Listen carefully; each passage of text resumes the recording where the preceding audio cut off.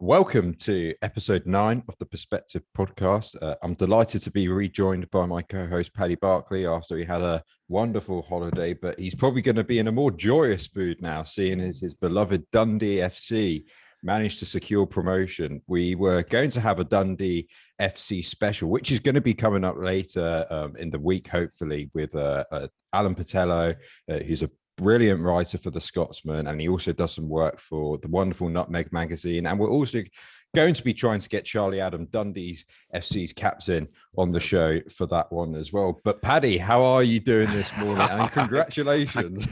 Thank you very much. I'm as happy as could be. This is one of the moments that make being a football fan such a privilege. We beat Kilmarnock twice in the two-legged playoff, 2-1 each time. Last night's a little select group of London area Dundee fans watched it in the famous Three Kings pub in West Kensington Tube Station in London. Yeah, and it was just like a dream. I can imagine. and the best, I think, probably the best thing, we've had a challenging season. The first half of the season was poor, really, overall, but the team knitted at the right time, and you could see from the celebrations after we got promoted to the Premiership last night. You could see from the celebrations there was real love there for among the players for each other, and lots of hugging and socially distanced kissing, and it was great to see. It was just wonderful, and I know how happy it's made a lot of Dundee people, because of course we'll not just Dundee fans, because Dundee United will be really pleased as well, because they'll get derbies. I was going to say probably beat us, but I'm not so sure that they'll beat us as easily as before, because this is a real team we're building under James McPake, our young manager. And so maybe we'll give United a bit of a game this time in the derbies, and let's hope that there's the usual full houses there. If the fans are admitted, I'll definitely be there. I'm sure you will. I mean, it was a fascinating game. I think there was goals from Daniel Mulligan and Lee Ashcroft. As you said, James McPake is creating something special down there. Is this one of the best Dundee sides you've seen in a while, or is it too hard to assess and it's got the potential to be. In the last 3 months, 2 to 3 months, the team has really knitted, and there's a very good blend of quality, mainly in the great Charlie Adam, but others as well, and guts and teamwork, and we're not a physical team necessarily, in that we don't kick people like one or two teams in the Championship do, I'm afraid. Glad to leave that behind. But the players work for each other now, and to see them celebrating together last night, and I'm not, of course I'm sad that Kilmarnock, it's a fine club, that they've gone, but from the Premiership, but Dundee should be a Premier League club, and to put it mildly, whether we'll do well in the Premier League, I really don't know, and but the main thing is to be in it and to have those derbies back. And now I should take my silly hat off. I was saying to Paddy earlier before we started. Because this is a scarf that I've dug out. It's an old one that I haven't been using lately, but it's got the pale blue, which is the colours. We'll be having pale and dark blue next season in the strip. So I thought, do you have a Dundee FC shirt? I've got 2. One's a 60s retro from when we won the league. Oh wow! With a deep white in a very deep navy blue with a lovely white V-neck, long sleeves, and also I think a retro from the 70s, which is the same but with a round neck. Always with this badge, this, in my opinion, the most iconic badge in world of sport. But maybe I'm biased, but you must admit, it's quite a cool badge. I quite like it, to be fair to you. Yeah.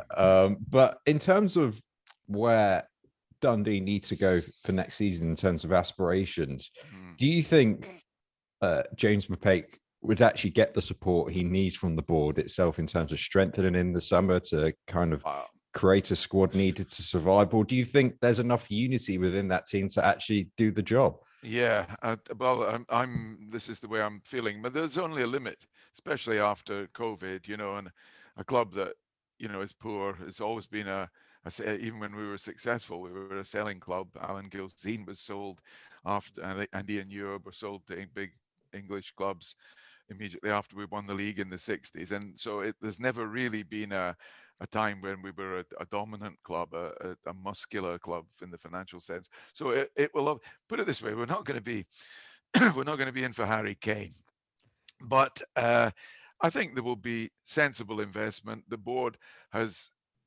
made available the money to procure Charlie Adam, who's actually earning probably about a third of his market value because he loves Dundee so much, and wants to play for the club, and he's now taken us up.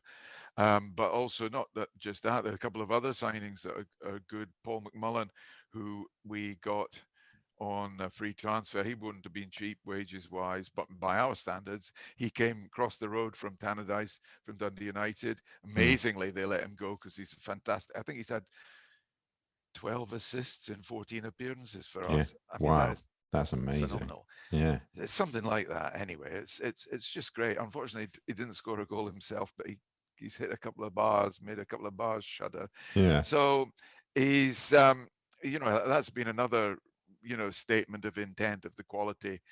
To be quite honest, I'm astonished that Dundee United let him go. But they did, and we were lucky enough to pick him up, and he's made a big difference to our team. His relentless pace, his harrying of defenses. Defenses don't have an easy ride against Dundee now. So I think there will be sensible. There's been talk of a couple of players, Kyle Lafferty and maybe coming in, but I think we've certainly got 8 or 9 certs to help us survive in the Premiership. McPake has built well, and he's improved quite a few players who didn't look up to much early in the season. You said there was 8 or 9 players that have that James McPake has done actually really well with in terms of implementing this side together and aspiring and then creating something special and getting promoted. But who, in your opinion, Paddy, is the player of the season? And I mean, I guess a lot of it does come down to the captain as well, because the captain is probably the person that everybody looks up to in the squad. Yeah, well, the captain. I mean, it wasn't. It wasn't. It was Charlie Adam was appointed captain, and there's no doubt he's come to lead. So even if you didn't give him the armband, he would lead. There are other leaders in the team. There are people with a natural leadership bent, and that's probably one of the strengths. You've actually reminded me of it.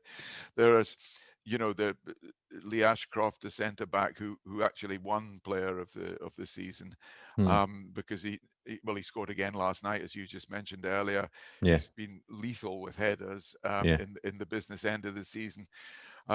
He deserved it without doubt, but last night his fellow centre back Liam Fontaine, who I remember seeing play at Bristol City many years ago, he must be 35 now, but he was immaculate last night. Really? So these two centre backs, Ashcroft and Fontaine, not got a great deal of pace, but what they have got is nous, and they dovetail nicely as a unit. They would, another candidate, always a candidate for player of the season. I mean, last season, which wasn't very good, he was probably the only candidate, was a left back. Yeah. Marshall, who goes forward well. He's just coming back after injury, but he should be back and buzzing for next season. Maybe my favourite player, because he's a Dundee fan, straight off the terraces into the team. He's been with us for, I don't know, seems like 20 years, still only 25. 26 is Cammy Kerr, the right back. He just came back into the side for the final run in. I mean, I could go through the Jordan McGee in midfield, a bit of Sean Byrne. They've all got Premier League experience, and they've come to Dundee to get back in the Premier League. So all of them, I mentioned Mcmullen, mentioned Adam. Striker is probably an area where we would have to improve. There's a wee guy that you mentioned, Danny Mullen, who scored the first goal, a beautiful goal last night. Yeah. He's been magnificent. He's he makes mistakes, but he always comes back, and he's wee, but he's good in the air. He bothers people. Defense is, it annoys them. Playing against him, and he wins fouls, he wins free kicks legitimately in dangerous areas. He's a smashing little player. And I wasn't saying that earlier in the season, but I've learned. So I apologize for anything that I might have said about Danny Mullen earlier in the season. But we have bought, I'm not sure that a couple of the others we got, Osman So used to play for Hearts. I'm not sure that he's what we need as a striker. We're another sort of, by our standards, big name player. Jason Cummings came, and basically Danny Mullen's seen off both of them. We also got a guy on loan from Celtic, started his career at Southampton, called Jonathan Afolabi, and I think probably best that he goes back to Celtic and learns the game there rather than learning at Dens Park, in my opinion. You mentioned previously before as well how Dundee have traditionally sold a lot of their players in the past. In English football, we see a lot of, in the upcoming transfer markets, we see a lot of Premier League teams, swooping in and stealing, talents from the Championship, from League One. Are you kind of somewhat concerned that maybe some of Dundee's players might leave to go to other clubs in the Scottish Premiership? Yes, I am. I'm always concerned, particularly concerned at the moment about the young ones. A player I didn't mention, because he didn't actually take the field last night, Max Anderson, who's 19, going on 20. He's been a candidate for player of the season. He's a tremendous player. A little bit of pace, a lot of quality. Likes to go forward, got a goal in him, certainly got an assist in him.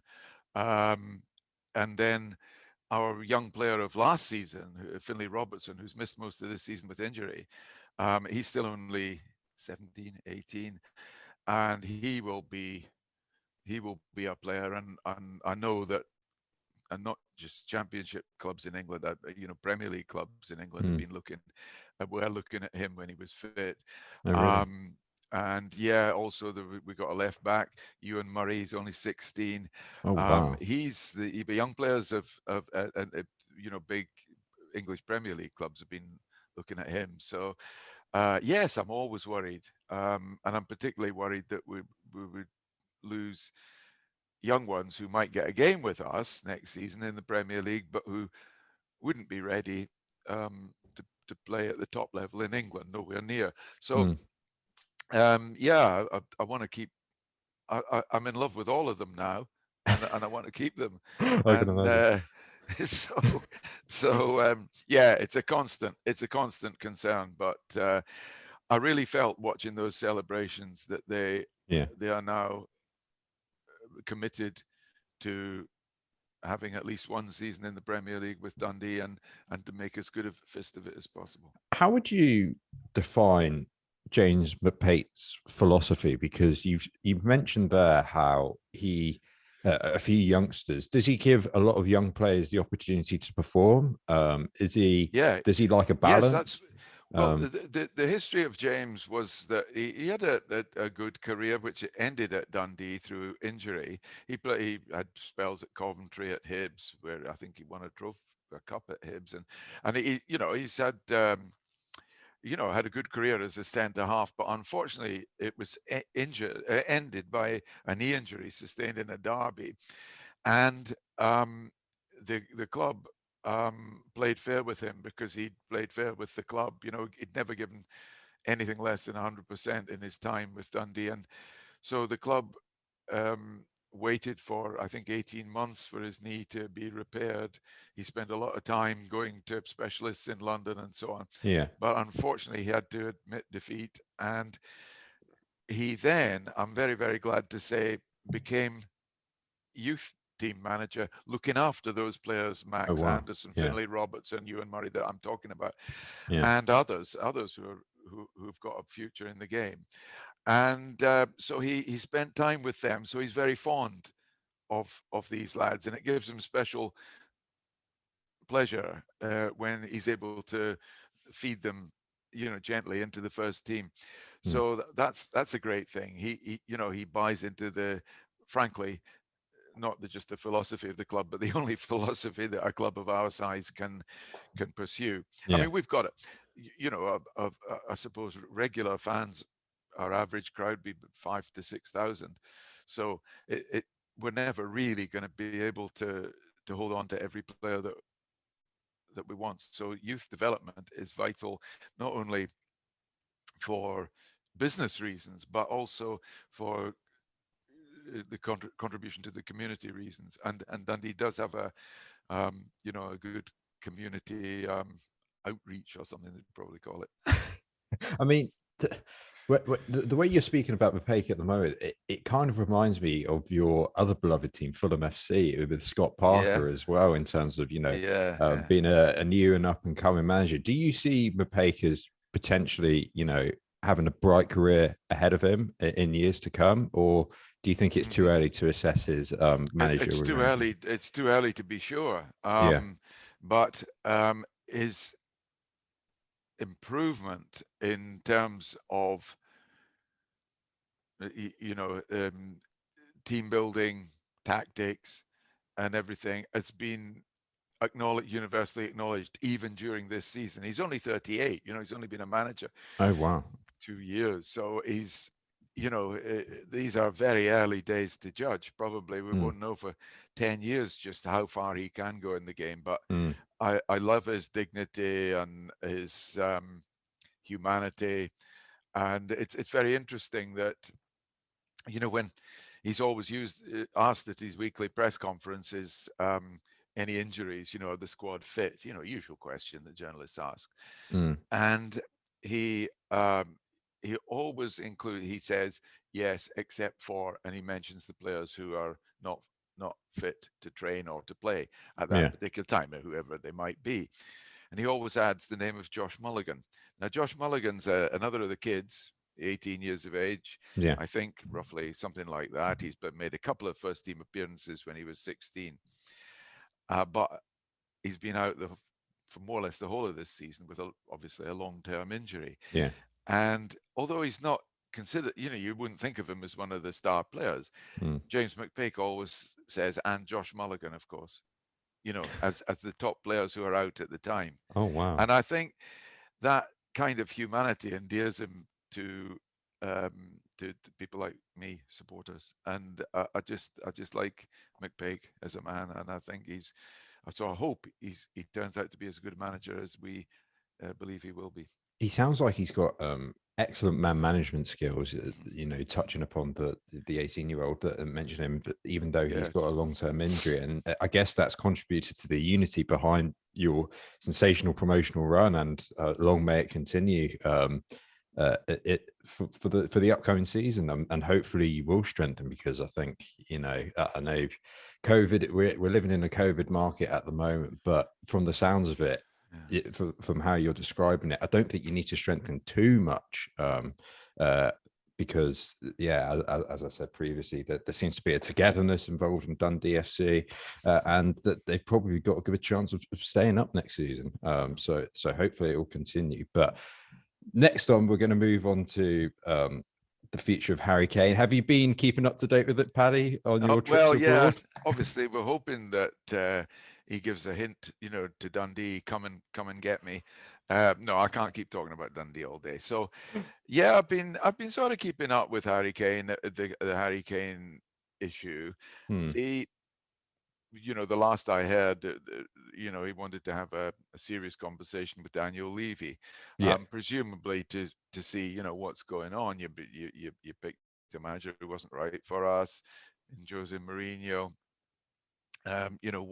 What's the future, and do we have a future as a potentially trophy-winning club? And don't forget how close they came to becoming a really top club, top four club, and trophy-winning club under Pochettino. So it's going to be a difficult conversation for Daniel Levy, because how can he promise? How can he guarantee? But I think I would like it to end in Kane staying at Spurs as a neutral. I love it when people who love clubs are one club men. Tony Adams was Arsenal. Steven Gerrard was Liverpool. I know he's Rangers now, but he, throughout his career he was. I love that. Matthew Le Tissier was Southampton. There's something about the player who spends almost his entire career. Lionel Messi's Barcelona, that kind of thing. It's something about that is really, really special. And so I would like Harry Kane to remain where his heart is, rather than where his head is. Can you understand why he is thinking about his future though at the moment? Because Spurs are nowhere. I don't think they're anywhere near winning a trophy anytime soon. He's coming on to the age of 28. So he's definitely at a crossroads. A lot of people have spoken about Manchester City being the perfect fit. If you were Harry Kane yourself and your head was already out of the door at Spurs, who would you sign for? Well, Man City. Man City. Yeah, I mean, it's Man City, Man United. I mean, Man United have got a vacancy clearly, because Cavani is only going to stay for one more season. Excuse me. So there would be a future there for Kane. I mean, it'd be nice to go to Manchester United, but City as more of this constant. Every time Man United lose a game, there's going to be always Ole the right man, and all that kind of stuff. There's somehow garbage. There's a bit of garbage. There's that garbage that comes out of Old Trafford and has killed off 1, 2, 3, 4 managers since Ferguson. So I would think Man City would be the happier club, the more serious club of the two. I'm not saying that because I'm biased in favor of Manchester City. I'm just looking at it from a neutral point of view. To work under Pep Guardiola, there's he would probably get a shirt straight away. Although looking at Ferran Torres, he's a good player, very good player, very, very good player. So, in fact, I've just voted for him in goal of the month. But I shouldn't say that, should I? It be a secret ballot, but it was a fantastic goal, and although the one from Luke Thomas for Leicester, that's a wonderful volley. What a goal that was! So it was a tough choice between those two, but Ferran Torres, the back heel, and you can see his eyes following it. I mean, that's magnificent. Such brilliant technique. Absolutely brilliant technique. So, but you'd get a shirt, you'd have the absolute certainty that if there is any improving that needs to be done in Harry Kane, that it would be done by Pep Guardiola.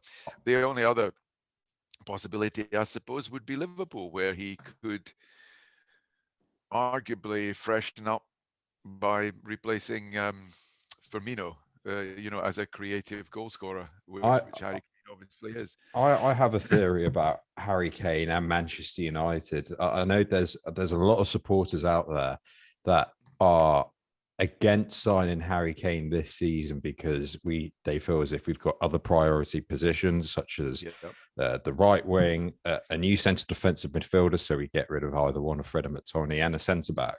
I do agree that Manchester United need a centre. I agree that United need all those positions, but are Manchester United in a position where they can afford to let Harry Kane go to Manchester City?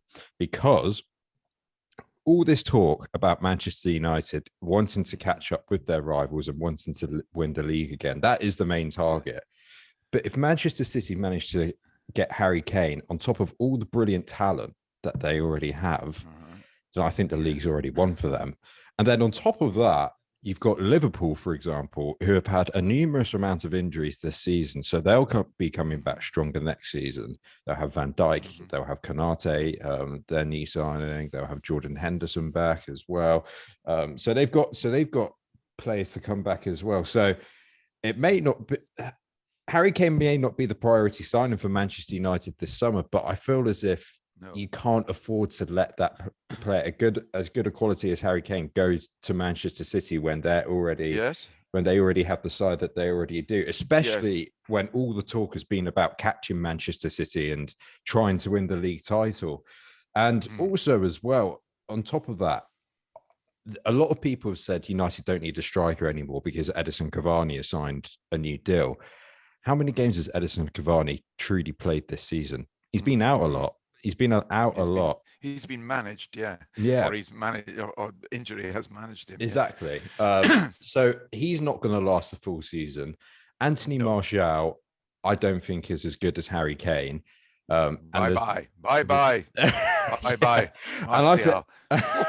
He's not going to get any better. I promise you. Yeah, this is what I know. A lot of United fans may disagree, but I think if you somehow manage to find a way to include Martial in a swap deal plus a bit of cash for Harry Kane, and then you had a strike force of Cavani, Kane, and then Greenwood coming through, I think that's fantastic. I think I agree with you. I think Greenwood looks the good player now, moved into the middle, and I'm Ole Gunnar Solskjaer knows what a striker is, so I'm not trying to teach my grandmother to suck eggs, but I honestly believe that when Greenwood eventually moves into the middle, that he'll be even 50% even better than he is now. And he's special now because he's totally two-footed.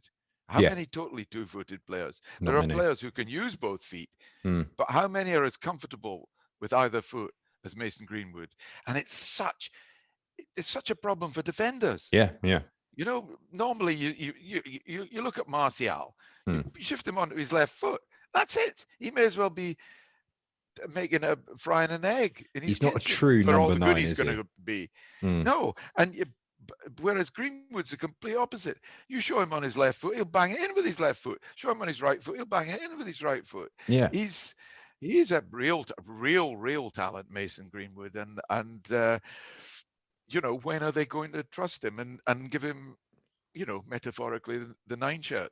Exactly. I mean, and also imagine as well a scenario. A lot of talk has been made about the relationship between Cavani and Greenwood this season, and on the pitch you can definitely see that because when them two are together, they definitely have a connection. But imagine if you had Cavani and Harry Kane to learn from in terms of developing your game from being the right-sided midfielder to the transformation as to an out-and-out number 9. I think the educational side of things, I think Kane fits all the bills for that as well. And I'm surprised a lot of United fans, well, some United fans have been, I know there's other priority positions, don't get me wrong, but I'm surprised some United fans are so against the signing of Harry Kane because I just think he would add something that, I mean, with the creativity of Fernandes and Pogba, if he stays as well, and Rashford, and then potentially a right-sided winger. I don't know who United may get, maybe Sancho, for example, Jadon Sancho.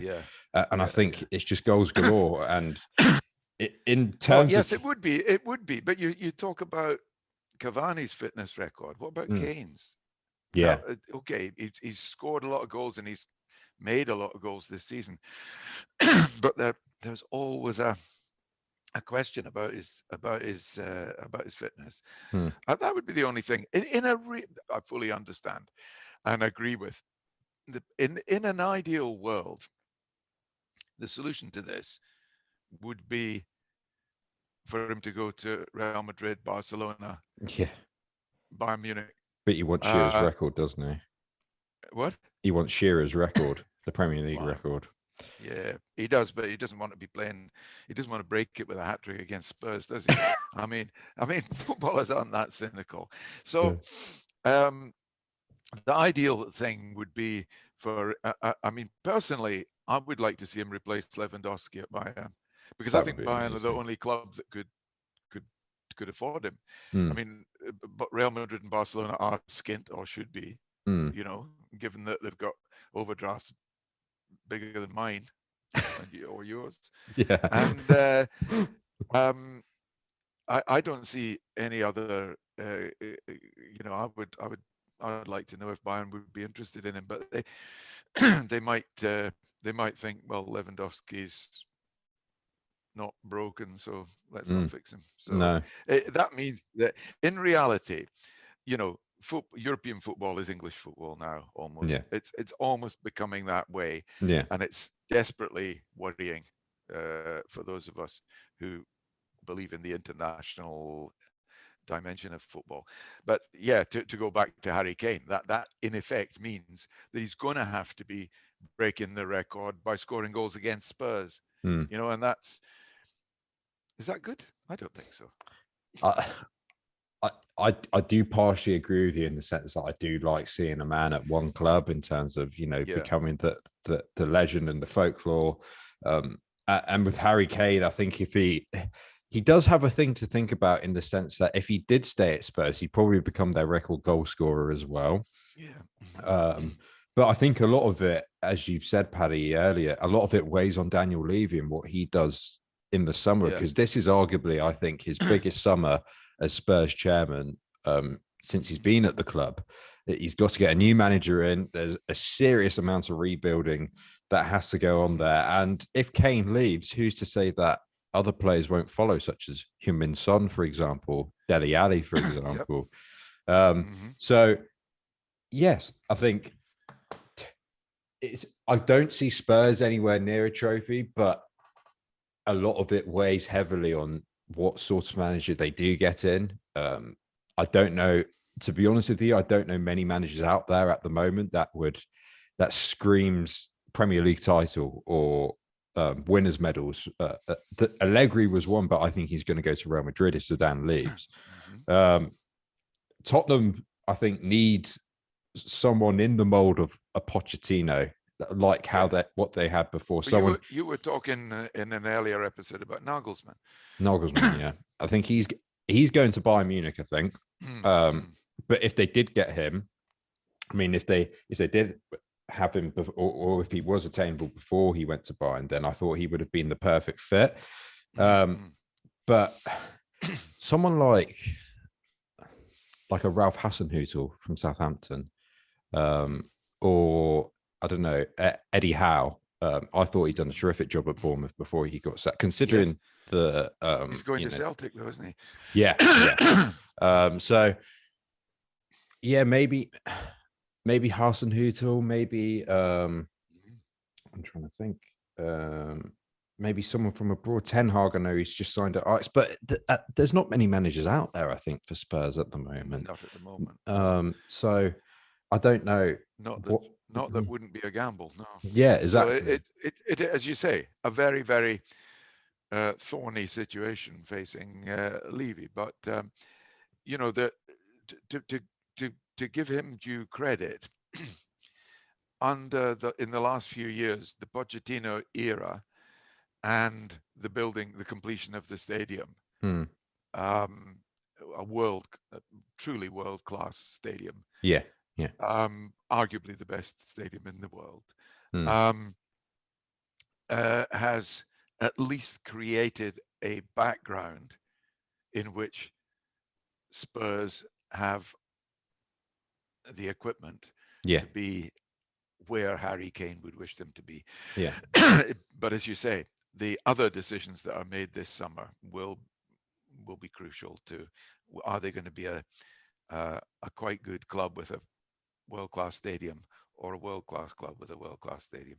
Yeah, I mean, it'll be interesting to see what happened, because there's teams such as Leicester who have snuck in and found their way in, probably replacing like a lot of these teams such as Arsenal in the so-called like top six, because Leicester have been consistently brilliant for the last couple of seasons. I've been really impressed with them. But in terms of moving forward, we're coming to the final stages of the full competitive season. Europa League final for Manchester United against Villarreal on Wednesday. Then we've got the Champions League final on Saturday. Paddy, how do you see both of them going? What are your predictions for both of them? Right. Well, I think that Manchester United will win. I think that the quality of La Liga, Villarreal, I think, finished 6th in it. Yeah. Has been dismal this year. Even Barcelona, it really have been, are not good. Not a good. They're in a transitional period, aren't they, Barca? Very, very transitional. They're producing a great new star in Pedri, of course, which is marvelous, because it means that there will be a Messi, a sort of a continuation of that star quality after Messi goes. But no, they've been terrible by the standards we've come to expect of them. Real Madrid are ordinary again by the standards we've come to expect. And so although I've seen Villarreal, they did very well to get to the cup final. They played well, but I don't think they can cope. I don't think they'll be able to cope with the pace of Manchester United at all. So I think United will win that. As for the Champions League final, again, I see Man City doing what a lot of people have often thought is impossible, or near impossible, which is to be champions of Europe and England at the same time. As I say, my worry is that in a few years down the line, those two things will be this one and the same. But I definitely think Man City will be too good for Chelsea. I think Pep Guardiola has done a near perfect job of management this season. The players now seem to be able to play instinctively, and I think it'll be a decent game, but a victory for Man City. Do you think Chelsea have hit a bit of a rut at the moment, because they lost the FA Cup final to Leicester previously? Before that, they lost to Arsenal, and then they lost to Villa at the weekend. Do you think they've hit a rut at the wrong time, or do you think that's the causation of maybe players' heads just being in the European Cup final already? Yes, I think the two are linked. Yeah, as you say, and it's quite difficult to recover that. To turn form on and off as if by tap. What needs to be said is that this is a very, very good Chelsea squad. I mean, they have. I mean, when you can bring a player like Havertz off the bench, I mean, and I think, by the way, that he will be a superstar next season. I think he will. Yeah. And obviously Pulisic and so much technical ability, so much technical ability, but I just feel that City they work so hard, they're so well organized, and they've got so much flair, especially now Torres is making his mark. That it'll just be too much, and you can see 2-1, 3-2, something like that for City. That would be what I would hope for. I mean, we had Clive Tilsley on, and he said nil. Two counter-attacking teams, it's bound to be 0-0 and go to pens. But I think I could see what he meant, but yeah. So I think he was just being mischievous there. I mean the past finals with the English sides, they have been pretty dire, haven't they? I mean, Yeah. I thought Well, I thought the one in Moscow, United the Chelsea, 1-1 in Moscow was quite entertaining because it was a split between two equal sides at the time. I thought they were very equal, and I think, but the more recent one was Liverpool v Spurs. I think the penalty absolutely ruined that game early on. Yes, it completely changed the dynamic, and also, I don't know. I do kind of get his theory completely. As to why he thinks it would be a nil. It would be a 0-0, but I still think that. I mean, Guardiola has lost to Chelsea. I think it's twice now he's lost to them. This season. I think third time lucky. I think he will find a way to get past Tuchel. And Chelsea are in this rut as well. And I still think Chelsea desperately need a number 9. Desperately need a number 9. I like Werner, but I still think they need, a proper out and out striker that would, because they create so many chances. They create so many chances, Paddy. I think they need definitely need to settle on a number 9 and also a number 1, in my opinion. I mean, having said that, Man City, or hinted that Man City have the edge in between the sticks, Chelsea are bound to win it on pens now with the goalkeeper making 5 saves. But no, I think that goalkeeper and number 9 are two areas. Yeah. Well, my predictions are I'm going to go with Paddy. I think Manchester City are going to win the Champions League. And I also think Manchester United are going to win the Europa League. But I guess it depends what United turn up. I think if United play on the front foot, because we've seen with La Liga this season, it's very slow, as you touched upon earlier. It hasn't been the same. The quality, it's been lacking. And I think if United start on the front foot with high intensity, high pressing, and get at that Villarreal defense, because apart from Pau Torres, I think it's pretty old. I think United have got every chance of winning the Europa League. And Solskjaer needs a trophy. He desperately needs a trophy to kind of symbolize the progression made under him, because I think there's been a lot of progression made under Ole Gunnar Solskjaer. Certainly, I think this is the best Manchester United side there has been since Sir Alex Ferguson retired, in terms of the unity and the togetherness and the actual mentality behind the squad as well, that you can tell they all want to win. Very much. I'm glad you mentioned that word. It's healthier than it has been at any time since. Yeah, and I think Harry Maguire completely epitomizes, and Bruno Fernandes completely epitomizes the mood in the squad. I think in Maguire in particular, he's grown into his role as Manchester United captain. And he looks a real leader now, and you can see that since his absence from the team, United have really, really missed him. So I think they will win the Europa League, and I think City will win the Champions League, and then it's just English football dominating Europe again, isn't it? It's basically, what is it, the M60 that goes around Manchester? Oh, the M62. M60, it's whatever it is, the Manchester Circle, circular road. I mean, that's European football, slap bang in the middle of that. But never mind the M25, it's the M60 or whatever it is. So,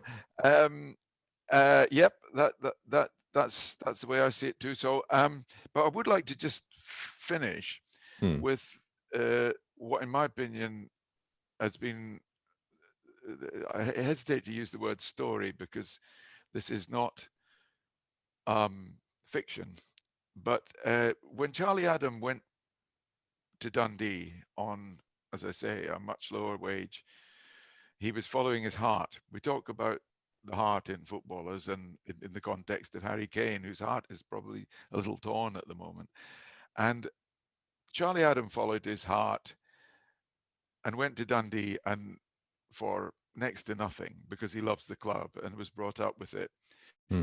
But he, by his father, who was a player in the area, played for a few clubs in the Dundee area, and his father died a few years ago. And I think a factor in Charlie Adams' decision to go to Dundee was his mum, who had cancer. Mm.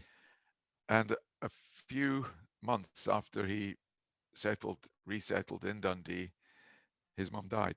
Mm-hmm. And after that,